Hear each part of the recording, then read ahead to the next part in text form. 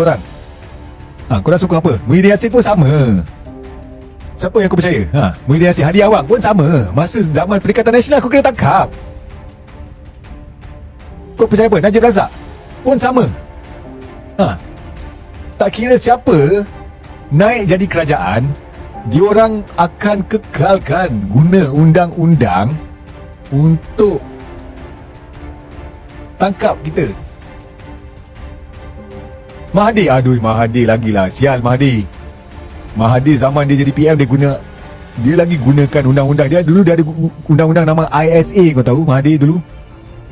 ISA ni kan, ataupun Internal Security Act atau Akta Keselamatan Dalam Negeri, memberi kuasa kepada Menteri Dalam Negeri untuk keluarkan perintah tahanan tanpa bicara selama 2 tahun kepada mana-mana individu rakyat yang dianggap menggugat keselamatan negara, mengganggu ketenteraman awam.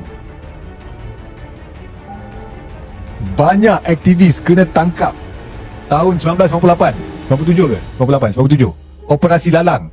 Semasa Mahathir menjadi Perdana Menteri, dia gunakan Akta ISA ni untuk tangkap lebih 100 aktivis dan juga ahli politik pembangkang. Tangkap, masuk penjara terus. Tak adanya tangkap, dakwa mahkamah, bicara, tak ada zaman Mahathir. Bagi korang yang tak lahir lagi kan, ataupun tak ingat kan, kecil lagi kan, Mahathir dia tangkap kan, terus humbat penjara, hantar ke kem tahanan Kamunting. 2 tahun masuk penjara terus untuk tutup mulut rakyat.